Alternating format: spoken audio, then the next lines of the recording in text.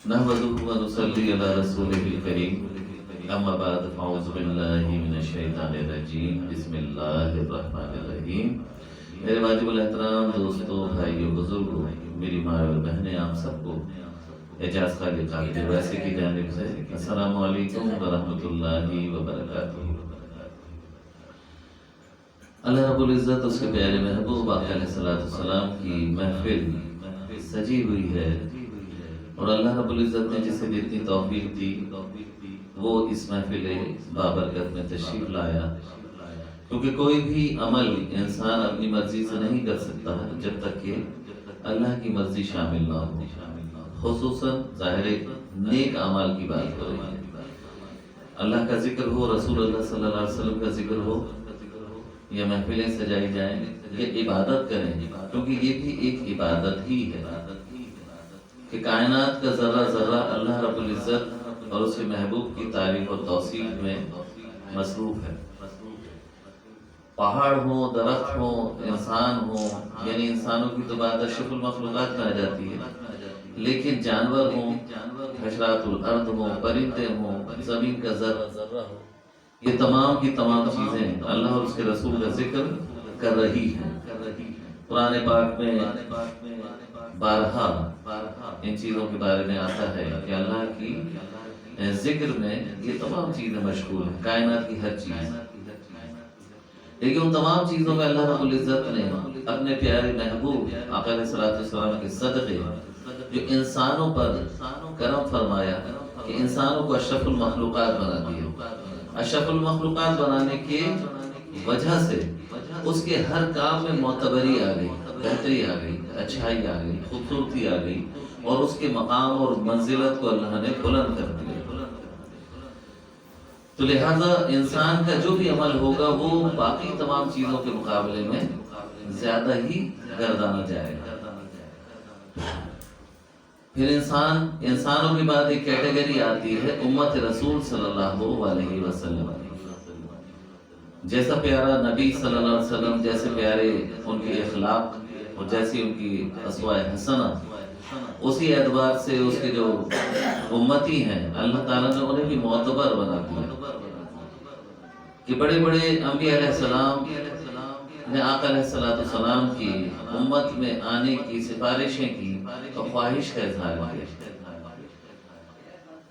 तो अंदाजा कीजिए कि हम कितनी आला उम्मत हैं, तो हमारे औसाफ भी आला होने चाहिए, क्योंकि जब तक हम अल्लाह रब्बुल इज़्ज़त के प्यारे महबूब आका अलैहिस्सलाम की तालीमात पर अमल नहीं करेंगे तो हम कभी भी मोतबर नहीं होंगे। वो अल्लाह रब्बुल इज़्ज़त के करम नवाज़ी है कि उसने हमें अशरफुल मखलूक़ात बनाया और उम्मत मोहम्मद सल्लल्लाहु अलैहि वसल्लम होने की बुनियाद पर हमें एक कदर व मंज़िलत अता फरमा दी। अब काम हमारा है। अमूमन माशरे में देखने में आता है कि हम अल्लाह को मानते हैं लेकिन अल्लाह की नहीं मानते। आका अलैहिस्सलाम को मानते हैं लेकिन आका अलैहिस्सलाम की नहीं मानते। ऐसी बुजुर्गाने दीन सहाबा किराम को हम मानते हैं लेकिन उनकी नहीं मानते। ऐसा नहीं है कि मुकम्मल ऐसा करते हैं, क्योंकि हमारा नफ्स भी हमें तंग करता है और शैतान भी हमें बहकाता है, लेकिन हमें इस पर काबू पाना चाहिए। हमें काबू पाना चाहिए इस पर कि अल्लाह रब्बुल इज़्ज़त हुक्म देता है कि नमाज पढ़ो, लेकिन हम कभी पढ़ते और कभी नहीं पढ़ते, और अगर पढ़ते हैं तो उसके लवाज़िमात का ख्याल नहीं रखते। तो मुकम्मल बात नहीं समझी हमने, यानी अल्लाह को मानते हैं लेकिन उसकी पूरी बातों पर अमल नहीं करते, यानी उसकी बात को अमल करते हुए हम पीछे हट जाते हैं। ऐसी रसूलुल्लाह सल्लल्लाहु अलैहि वसल्लम की तालीमात होती हैं। प्यारे प्यारे अल्लाह के महबूब बंदे हैं, उनसे मोहब्बत भी करते हैं, उनकी महफिलें सजाते हैं, उनके उर्स मनाते हैं और बल्कि उनके नाम पे लंगर भी बांटते हैं और बल्कि ख्वाहिश का भी इज़हार करते हैं कि हम अल्लाह के इस नेक बंदे जैसे हो जाए। बड़े बड़े वली हैं उसके, उनका नाम लेते हैं कि अल्लाह हमें भी ऐसा बना, लेकिन जब बनाने की बारी आती है तो हम पटखनी खा जाते हैं। वजह क्या होती है? शैतान तो बहकाता है लेकिन हम अपने नफ्स के आगे भी मजबूर हो जाते हैं। तो होता क्या है, हमारे पीर मुर्शिद भी फरमाते थे کہ غصہ انسان کی روحانیت کو ختم کر دیتا ہے۔ جب روحانیت ختم ہو گئی تو پھر کیا رہ گیا؟ کچھ بھی نہیں۔ پھر ترقی کہاں سے ہوگی؟ اللہ کی بارگاہ میں آپ کی قبولیت کیسے ہوگی؟ آپ معرفت کے مقام پہ کیسے پہنچیں گے؟ پھر ساتھ ہی ایک بات فرمایا کرتے تھے کہ جس کے دل میں رائی برابر بھی دنیا کی رغبت یا محبت باقی ہے تو معرفت اس پہ حرام ہے۔ معرفت اللہ کا قرب، ترقی پا جانا،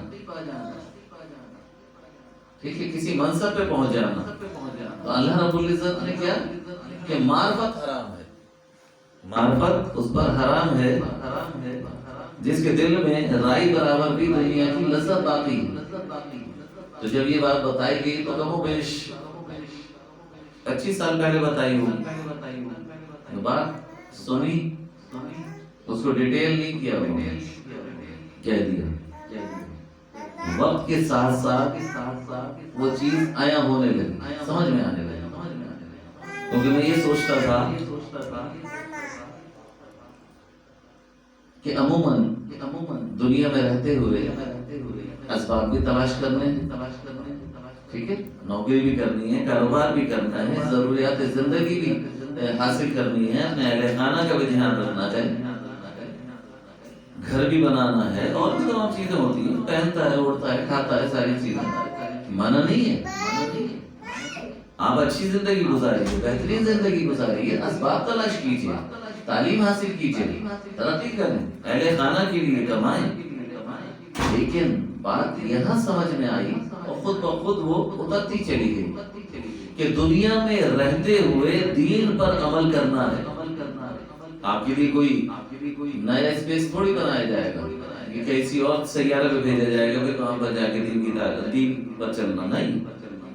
دنیا علیحدہ اور دین علیحدہ نہیں ہے، دنیا میں رہتے ہوئے دین پر عمل کرنا ہے، شریعت محمدی پر عمل کرنا ہے، اللہ اور اس کے رسول کی باتوں کو پکڑ کے چلنا ہے، اور بات کے آگے لذت،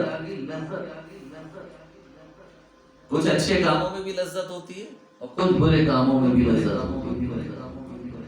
فیصلہ کرنا ہوتا ہے کہ کون سی چیز کو اختیار کیا جائے، بڑا واضح ہوتا ہے کہ یہ برا کام ہے، یہ اچھا کام ہے، لیکن مولانا روم رضی اللہ تعالیٰ عنہ فرماتے ہیں کہ علم یہ نہیں ہے کہ یہ اچھا کام ہے، یہ برا کام ہے، کس کو اختیار کیا جائے، گو کہ یہ بھی ایک علم ہے، لیکن مزیداری اس میں ہے کہ اچھے کاموں میں بھی فیصلہ کرنا کہ کس کو اختیار کرو اور کس کو چھوڑو، اچھے کاموں میں بھی فیصلہ کرنا کہ یہ کام کر لوں، اسے چھوڑ دوں۔ بہت سارے اچھے کام ہوتے ہیں لیکن اس میں ہمارا نفس انوالو ہو جاتا ہے اور ایسی بری طریقے سے اس کی طرف رغبت دلاتا ہے کہ وہی کام ہمارے گلے پڑ جاتا ہے، ہماری روحانیت کو بھی ضائع کرتا ہے اور ہمیں قرب خدا بندی تک پہنچنے بھی نہیں دیتا۔ یہ وقت کے ساتھ ساتھ خود بخود آنا شروع ہوتا ہے، لیکن شرط یہ ہے کہ کسی نہ کسی اللہ والے کے ساتھ جڑے رہیں، کسی اللہ والے کے ساتھ بیٹھیں گے، اس کو سیکھیں گے، سمجھیں گے، تو پھر یہ خود بخود آنا شروع ہو جائے گا۔ اس کے لیے کوئی پی ایچ ڈی تھوڑی کرنی پڑتی، پی ایچ ڈی والے خود آتے ہیں اللہ والوں کے پاس۔ حضرت مولانا روم تو خود دیکھیے نا کہ درس دیتے تھے، تدریس کرتے تھے، بڑے اللہ والے تھے، بہت علمیت والے تھے، لیکن حضرت شمس تبریز رضی اللہ تعالیٰ عنہ جو اس وقت کے مجذوب بزرگ تھے، تشریف لے آئے، کہنے لگے یہ کیا ہے؟ کتابوں کو دیکھ کے انہوں نے کہا یہ تمہاری سمجھ میں نہیں آئے۔ حضرت مولانا روم نے کہا کہ یہ تمہاری سمجھ میں نہیں آئے گا، انہوں نے کتابیں لی اور دریا میں پھینک دی، اب تو بڑا کنویں میں ڈال دی، تو بہت پریشان ہوئے، یہ کیا کر دیا تم نے، میری ساری محنت ضائع کر دی۔ تو انہوں نے بھی کچھ ایسے الفاظ استعمال کیے، ایسے علم کا کیا فائدہ جو کتابوں میں، جو اس کا محتاج ہے تو، اور ہاتھ بڑھایا اور ساری کتابیں واپس دے دی، ساری کی ساری خشک، خراب کوئی بھی نہیں ہوئی۔ آپ نے پوچھا یہ کیا ہے، کہ یہ تیرے سمجھ میں نہیں آئے گا، بات سمجھ میں آئی؟ تو پھر اس کے بعد ساری زندگی انہوں نے ان کے پیچھے ہی لگا دی، ان کی صحبت اختیار کی۔ اس وقت کے بڑے بڑے علماء کرام، بڑے بڑے لوگ کہا کرتے تھے کہ کیا ہو گیا اس مولانا رومی کو، پہلے تو اتنی باتیں ہوتی تھی، اتنی درد و تدریس کی محفلیں ہوتی تھی، یہ ایک دیوانے کے پیچھے دیوانہ ہوا، یعنی وہ بھی دیوانہ ہو، یہ بھی دیوانے ہوئے ہوں، کیسی بات؟ ایک دیوانے کے پیچھے دیوانے ہوئے، مزہ ہی تو تب آتا ہے کہ دیوانے کے پیچھے دیوانے ہو جائے۔ عقل والے تو بہت دور رہے، جنہیں یہ زوم ہے کہ ہم عقل والے ہیں، عقل والے وہ تھوڑی ہیں، عقل تو اس کے پاس ہے جو دیوانہ ہے، لیکن وہ دیوانہ کیوں ہے؟ وہ اللہ کے عشق میں دیوانہ ہے، اس کے محبوب کے عشق میں دیوانہ ہے، تبھی تو اس کی عقل روشن ہو گئی، لوگ اسے کچھ سمجھ رہے تھے، حقیقت کو کچھ اور۔ ایسے ہی ہوتا ہے، ایسے ہی ہوتا ہے۔ تو لہٰذا ہمیں اپنی زندگیوں میں سے منافقت کو ختم کرنا پڑے گا، اور خود ہی ہو جاتی ہے۔ دنیا کی مثال کچھ لوگوں نے دی، بڑے لوگوں نے، اور بات سمجھ میں نہیں آئی۔ وہ یہ کہ کشتی جب پانی پہ سفر کر رہی ہوتی ہے تو اپنی منزل تک پہنچ جاتی ہے۔ پانی کیا ہے؟ دنیا ہے، یہ کشتی ہمارا دل ہے، کشتی ہمارا دل ہے، اور پانی دنیا ہے، ہم اس کے اندر بیٹھے ہوئے ہیں۔ جب تک اس پانی پہ کشتی تیرتی رہے گی تو منزل تک پہنچ جائے گی، لیکن اگر پانی اس کے اندر آ گیا تو کشتی ڈوب جائے گی۔ تو ہمارا قلب، اس قلب کو قلب سلیم کرنا ہے، یعنی سلامتی والا قلب کرنا ہے۔ دعا بھی کرتے ہیں، ہمارے پیر مرشد دعا بتایا کرتے تھے کہ دعا کیا کرو کہ اللہ مجھے قلب سلیم عطا فرما، ایسا قلب جو سلامت ہو، جس کی حفاظت ہو، قلب سلیم۔ اور یہی قلب سلیم لے کے اپنے رب کی طرف لوٹ جانا ہے، قلب سلیم لے کر۔ تو اس قلب میں دنیا کی محبت نہیں آنے دینی ہے، لیکن دنیا کے تمام معاملات کو کرتے رہنا ہے، منع نہیں ہے، اس کی چاہت دل میں نہیں آنے دینی، تاکہ یہ ڈوب نہ جائے، یہ غفلت میں نہ ڈوب جائے۔ سوچیے، تو ہمیں اس بات پہ خاص طور پہ عمل کرنا ہے کہ ہم نے دنیا کی لذت کو حاصل نہیں کرنا، بلکہ دنیا میں رہتے ہوئے جو ہمارے کام ہے وہ کرنا ہے۔ بلکہ یہ تو بہترین ہے کہ اپنی محنت کے سے جو آپ رزق حاصل کرتے ہیں وہ اپنی اہل خانہ کو جو کھلاتے ہیں، یہ بہترین صدقہ ہے، اللہ کو پسند ہے۔ تو فیصلہ خود کرنا ہوتا ہے کہ میں کس طریقے کو اختیار کروں، کون سے معاملات کو اختیار کروں کہ جس میں اس کی لذت نہ رہے لیکن میرے کام بھی ہوتے رہے۔ تو پھر آپ بھی جو ہے نا اسی مقام پہ پہنچیں گے کہ جہاں آپ کو بھی معرفت حاصل ہوگی۔ ہاں، اور اتنی بڑی بات کیسے کی جائے گی کہ معرفت حرام ہے اس پہ جس کے دل میں رائی برابر دنیا کی لذت ہے۔ تھوڑا سا مشکل کام ہے، ناممکن کام نہیں ہے، آہستہ آہستہ آنے شروع ہو جاتا ہے۔ جب صحبتوں میں بیٹھتے ہیں نا خود بخود آنے لگتا ہے، اور آئے گا انشاءاللہ، آئے گا۔ دعا دینے والے دعا دے کے چلے گئے، لیکن اللہ نے انہیں اختیار دیا کہ جانے کے بعد بھی دعا کرتے ہیں۔ ہم بھی دعا کرتے ہیں، اپنے اپنے طور پہ آپ بھی دعا کریں کہ اللہ مجھے بھی قلب سلیم عطا فرما، مجھے بھی دنیا کی لذت سے نکال دے، میں دنیا میں رہوں لیکن تیرا بن کر رہوں۔ دعویٰ تو یہی ہوتا ہے میں اللہ اور اس کے رسول کا ہوں، لیکن اس کی تعلیمات پہ صحیح معنوں میں عمل پیرا نہیں ہوتے، اس وجہ سے ہم آدھے تیتر آدھے بٹیر ہوتے ہیں، منافقت والی زندگی گزار رہے ہوتے، تو ہمیں فائدہ حاصل نہیں ہوتا۔ تو کامیابی کس پہ ہے کہ اپنے قلب کو سلامت لے کے اپنے رب کی طرف جو لوٹ گیا وہی کامیاب۔ اس بات پہ ہمیں کاربند رہنا ہے کہ اللہ کے محبوب کی ذکر میں لگے رہیں، اس کی محفلیں سجائیں، اس کے پیارے بندوں کی محفلیں سجائیں، لیکن اس طریقے سے کہ منافقت ہمارے اندر نہ ہو، ہم جو سامنے نظر آئے وہ ہمارے اندر ہونا چاہیے۔ یعنی جو ہمارے گھر کے لوگ ہیں ان کی بھی اتنی ہی عزت اور عظمت اور توقیر ہونی چاہیے، اور دوسروں کی بھی اتنی ہی ہونی چاہیے۔ تب تو بات بنتی ہے.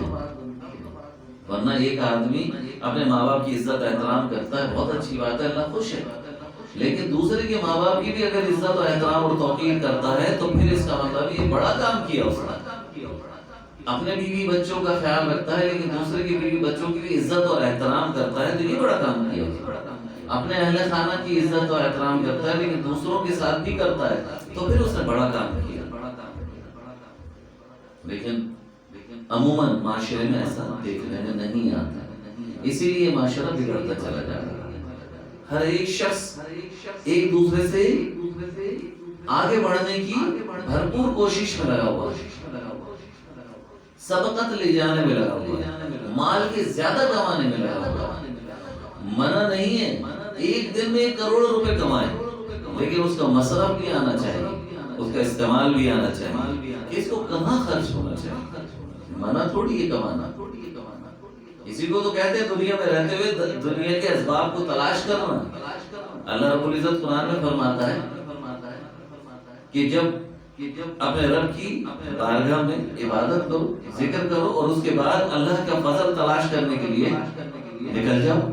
تو اللہ کا فضل تلاش کرنا کیا ہے؟ محنت مزدوری، کام کرنا. کریے اپنے لیے بھی اچھی زندگی شروع کیجئے، دوسروں کے لیے کتنا ہی اچھا کام ہے. اپنے لیے تو سب جیتے، دوسروں کے لیے بھی جیے. اور دوسروں کے لیے کیا؟ اہل خانہ. اس کے بعد درجہ بدرجہ بتایا گیا. تو ہمیں ایک ہی چیز کو پکڑ کے نہیں بیٹھ جانا چاہیے بلکہ راہیں تلاش کرنی چاہیے. میرے رب نے حلال طریقے بہت سارے رکھے ہوئے ہیں جن کو میں اختیار کر سکتا ہوں. اچھے لوگ موجود ہوتے ہیں جن سے اچھا مشورہ کیا جا سکتا ہے. ہمارے پیارے نبی صلی اللہ علیہ وسلم صحابہ کرام مشورے کیا کرتے ہیں، جبکہ آپ کے پاس تو اللہ رب العزت کی طرف سے بات آتی تھی، وہ بہت ہی اتھینٹک ہوتی تھی، لیکن امت کو سکھانے کے لیے کہ نہیں مشورہ لیا جائے اور اس مشورے پہ عمل بھی کرتے تھے. تو ہمیں بہرحال اس ظاہری اسباب کو اختیار ضرور کرنا چاہیے.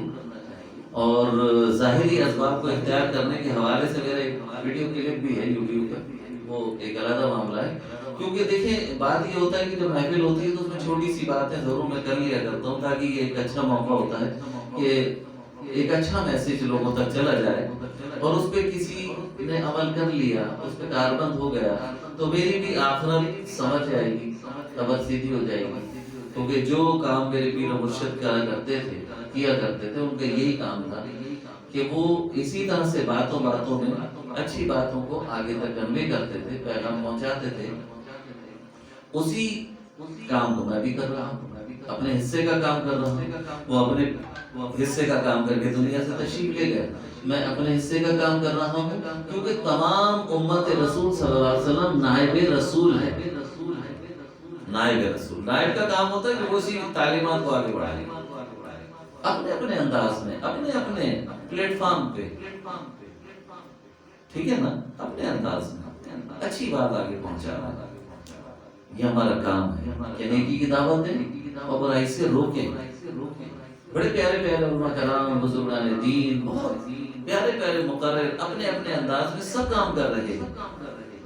بڑے بڑے جلسوں میں، بڑی بڑی محفلوں میں تعلیمات محمد صلی اللہ علیہ وسلم کا پرچار کر رہے ہیں. یقیناً تو وہ اپنے حصے کا کام کر رہے ہیں، میں اپنے حصے کا کام کر رہا ہوں.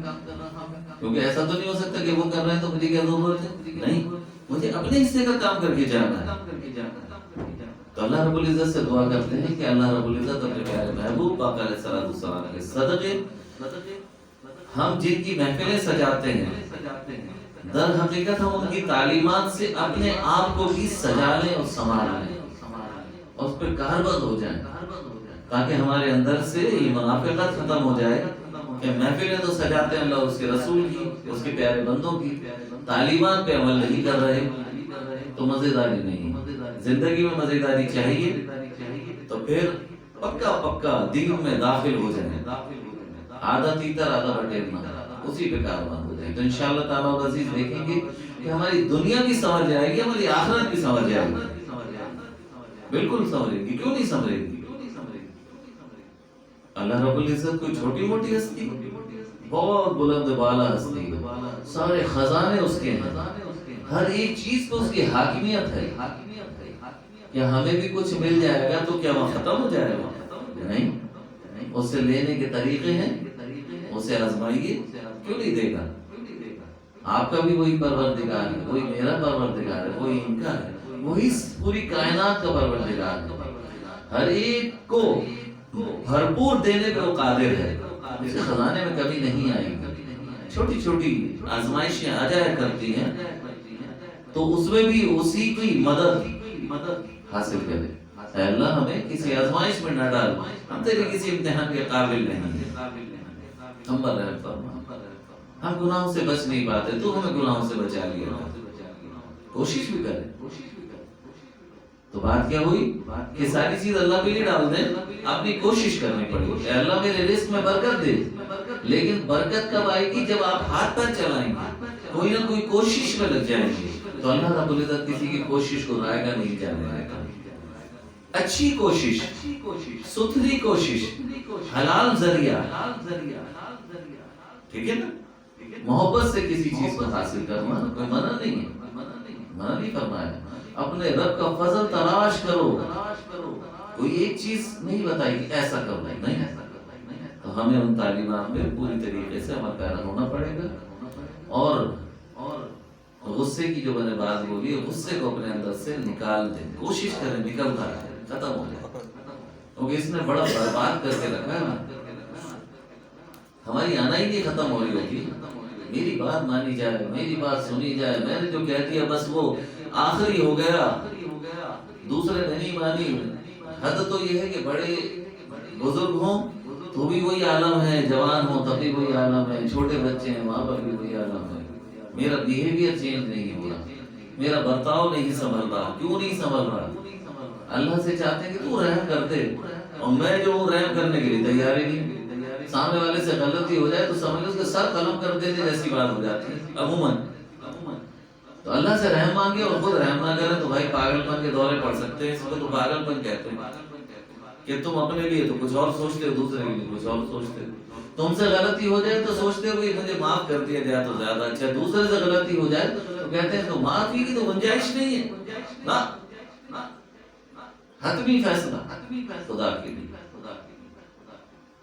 یہ شیطانی حربوں سے باہر نکلو، کیونکہ ہم جن لوگوں کے نام لیوا ہیں، جن کی باتوں کی، جن کے ناموں کی مالا جپتے ہیں، جو ہمارے اصل ہیں، اللہ اس کا رسول اس کے پیارے بندے جن سے محبتوں کے ہم دعوے کرتے ہیں، اگر ہماری شخصیت میں ان کی تعلیمات نظر نہیں آتی تو بیکار کی بات ہے، منافقت ہے، ڈھکوسلا. میری زبان میں، میرے انداز میں، میری سوچ میں، میری نیت میں، میرے قلب میں وہی باتیں ہونی چاہیے جو میں اندر سے ہوں وہی باہر ہونا چاہیے. تو انشاءاللہ تعالی عزیز زندگیوں میں مسرتیں بھی آئیں گی، خوبصورتی بھی آئے گی، پیار بھی بڑھے گا، محبتیں بھی آئیں گی. ایک دوسرے کو برداشت کرنا سیکھیں، ایک دوسرے کو ماننا سیکھیں. میرے پیارے نبی صلی اللہ علیہ وسلم نے کتنی پیاری بات کہی. یہ بات کہہ کے بات کو ختم کروں گا کہ اگر تم کسی سے معافی مانگ لو یا جھک جاؤ اور تمہاری عزت تمہیں لگتا ہے کہ خراب ہو گئی تو روز محشر مجھ سے لے لینا عزت. آئے ہائے ہائے، ساری زندگی لوگ مجھے ذلیل کرتے رہے اور عزت دلانے والی ہستی کتنی مان سے کہہ رہی ہے مجھ سے لے لینا. وہ روز محشر میں جب عزتیں بٹے گی اور آقا علیہ الصلوۃ والسلام کی طرف سے بٹے گی تو کیسی عزت ہوگی؟ سوچئے ذرا. مہنگا سودا ہے، جھک جائے. سن لے کسی کی چلی کٹی بات، کسی نے الزام لگا دیا، برداشت کر لیا. وہاں پر کتنی پیاری ہستی نے بولا ہوا ہے تو وہ اپنے کہنے میں جھوٹا تھوڑی، نعوذ باللہ، ہمیں عطا کرے گا. اسی سے تو محبت ہے. اس نے بھی تو پتھر کھائے ہیں، اس نے تو بھی بری بری باتیں صحیح ہیں، تو میں نے بھی تھوڑی سی سہ لی تو ہو گیا نا ملتا جلتا عمل. تو کامیاب ہو ہی جاؤں گا نا کہیں نہ کہیں. گرتے پڑھتے اس تعلیمات پہ عمل کرتے کرتے اپنی منزل پہ پہنچ جائیے. یقین جانیے ایک وقت ایسا آئے گا کہ لوگ آپ کو بھی ویسے ہی یاد کریں گے، آپ کی بھی عرس منا رہے ہوں گے، آپ کے بھی نام پہ لنگریں بانٹ رہے ہوں گے، اور آپ کے بھی قبر پہ جا کے بولیں گے کہ حضرت ہمارے لیے بھی دعا فرمائیے گا۔ آسان کر کیوں نہیں جاتے عام لوگوں کی قبر پہ جا کے بولتے ہیں کہ ہمارے لیے دعا فرما دیجیے؟ یہ بہت بڑی بات ہوتی ہے۔ وہ مرنے کے بعد بھی مرے ہوئے نہیں ہوتے، انہی کو تو بقا ہوتی ہے، وہ فنا ہو کے بھی بقا حاصل کر لیتے ہیں۔ کیسے کر لیتے ہیں؟ کون سی تعلیمات پہ عمل کرتے ہیں؟ انہی تعلیمات پہ جو اللہ اس کے رسول کی ہے۔ تو ہمیں بھی تو اللہ اس کے رسول کی تعلیمات پہ عمل کرنا ہے۔ اللہ رب العزت ہمیں دین کی صحیح سمجھ بوجھ عطا فرمائے اور دین پر صحیح معنوں میں چلنے والا بنائے۔ اللہ رب العزت ہمیں اپنے پیارے محبوب آقا علیہ الصلوۃ والسلام سے پکی سچی محبت عطا فرمائے، آمین بجاہ نبی الامین۔ اللہم صلی علی سیدنا و مولانا محمد و علی آل سیدنا و مولانا محمد و بارک وسلم علیہ۔